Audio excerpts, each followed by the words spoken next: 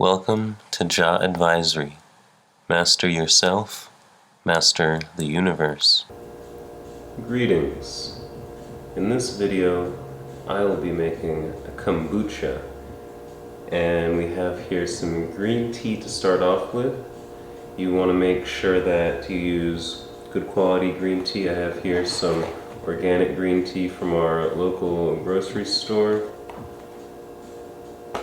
I boiled about 2 quarts. This is a little under 2 quarts because some evaporated, but that's fine because I just noticed my scobies are kind of small. You want to use about 4 tea bags to about a half a gallon of water and about half a cup of sugar per half gallon, so about 1 cup of sugar per gallon of water that you use. That will give us a really sweet tea.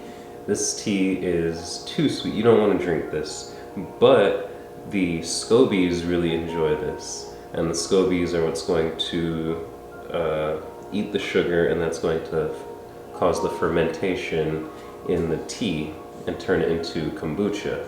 Other than the tea, I have here some sugar, and then to stir it, I used a wooden spoon.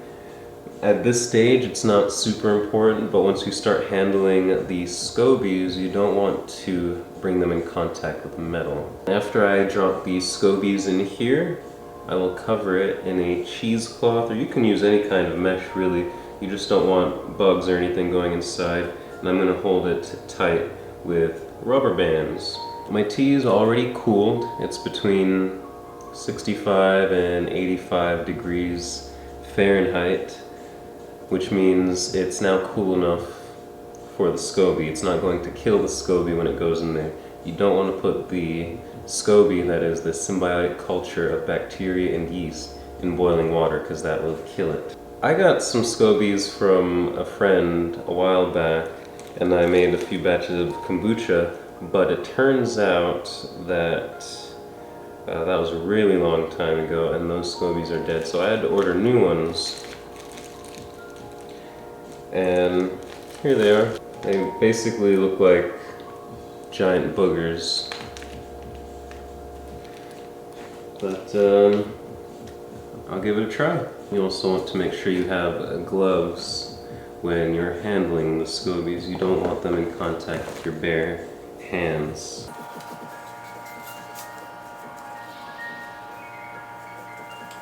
Don't you love it when you get 2 fingers and 1 finger's cold?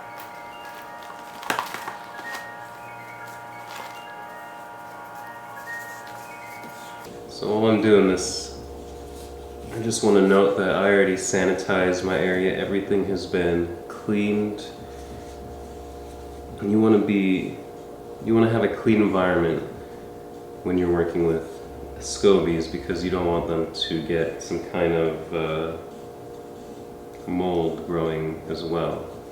You don't want to be growing mold. We want kombucha, the good stuff. So I'll also note that this does have some starter tea in there. And it's completely sealed. I don't know if this just opens up. I don't know. Might have to fiddle with it. What's the point of that?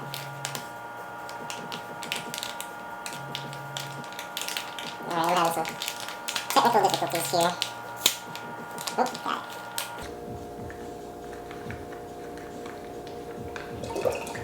So you want to make sure the juice goes in there. That's starter liquid. And this slimy block is a SCOBY. So let's see, will that float? It should float. I feel like it should float. So that's a dense one. And I'll put the other one in here. I have 2. I decided to make 2 at once because I want to multiply my scobies. So when this batch is done, there will be an extra layer on top. So I'll go from having 2 to 4 scobies.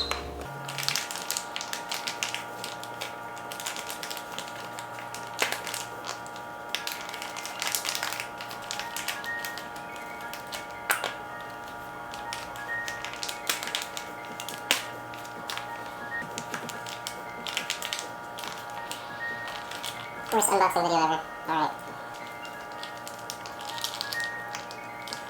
There we go.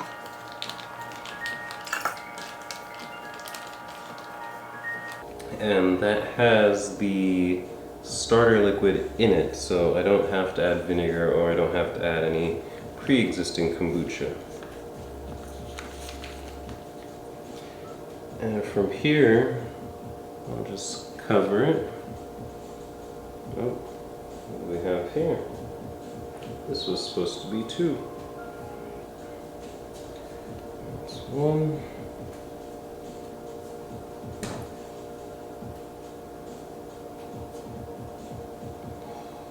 And that's 2.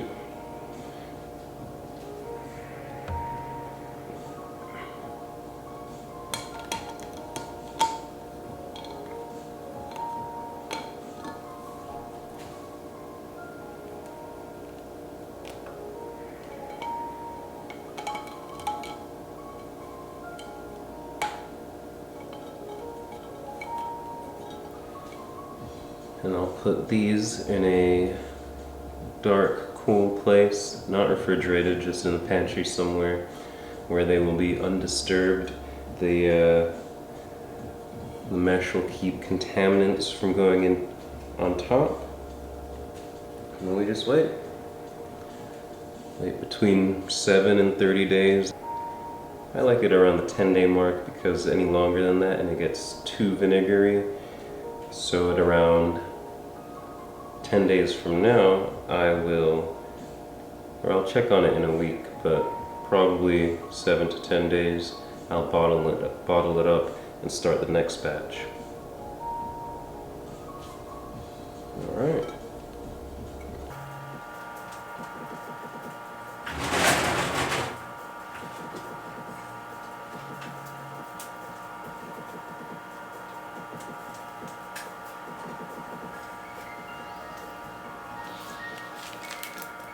And that's pretty much all it is to kombucha. The only thing I didn't have in this video is how to make the tea.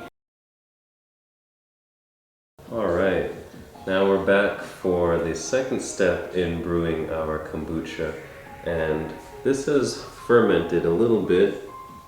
And I'll show you the extra SCOBY that grew on top here. And then we want to add some more, basically add more sugar, whether it's juice, more sweet tea, whatever you can think of really. And then place the fermented tea in with the juice or unfermented tea, which I actually place a little bit. I just placed some green tea in here, and so it's the same green tea as what the SCOBYs are currently fermenting in, which will make this a plain kombucha. If you want, you can make other flavored teas. This is the point where you can add fruit juices, flavored like herbal teas, fruit teas.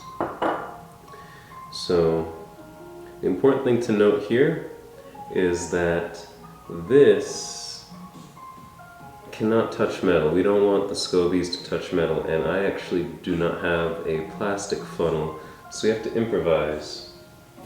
What I'll do is I'll pour the kombucha from here into this measuring cup so I can just pour it into the bottles. And to make that a little bit easier and faster, I'll use this pitcher. I'll start off by consolidating our SCOBYs. So I'll remove our cloth here. Smells about right. Actually, by the smell of these, I could have done this about 3 days ago. No harm done, it just means I had a little bit of extra time for fermentation.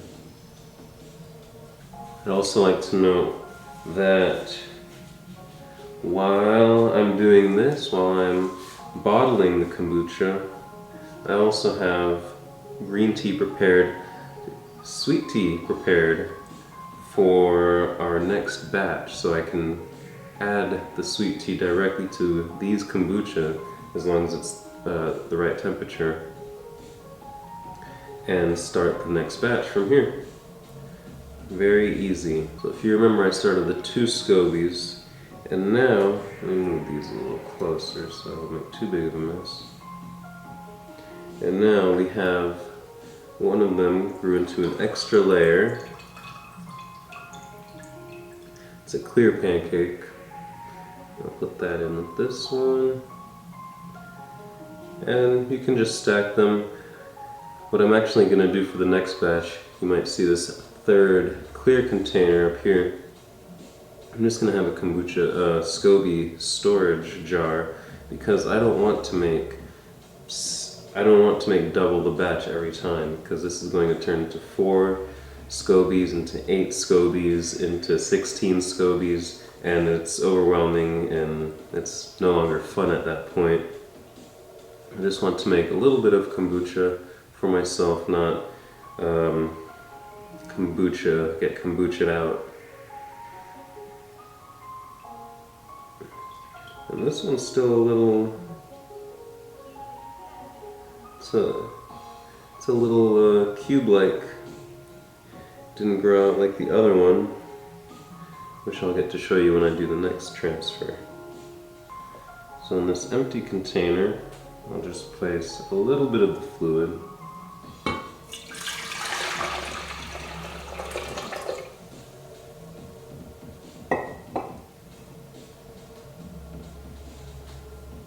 And I actually really want to get all those SCOBY bits, because I don't want those in the tea. Then you end up drinking booger chunks in your bottled kombucha.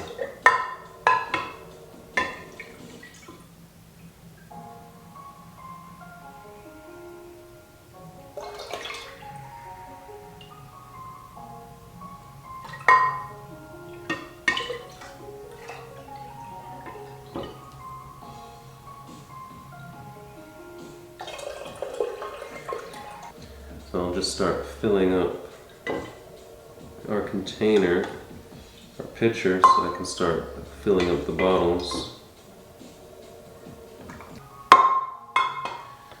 This just consolidates the brew, so it makes bottling it a little easier. Here, I'll get the glove back on, and I'll put all the SCOBYs into one jar. So here's one of the big mamas. Bam.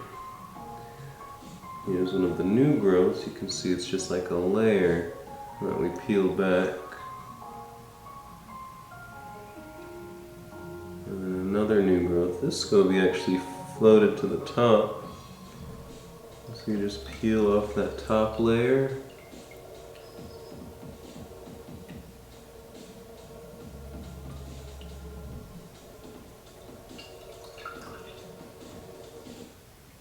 You can kind of see the extra bits come with this one.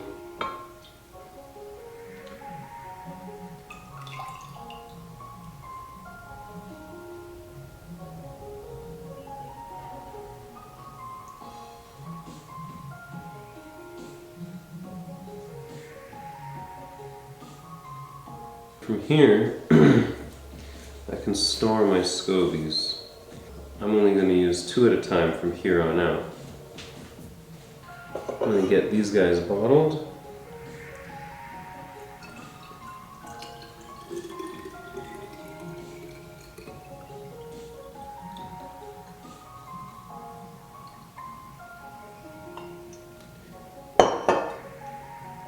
You want to fill up your bottle by about maybe 1/10 or 1/5 with juice or sweet tea, something with sugar to help the second part of the fermentation process.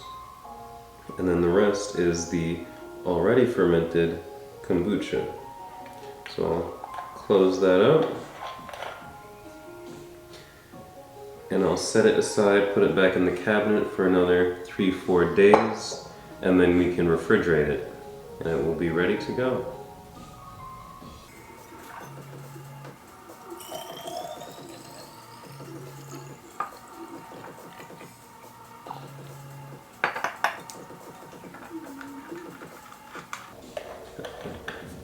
Kombucha. Alright, thanks for watching. Hope you like this video. Subscribe, share with your friends, like it if you like it, and enjoy your kombucha.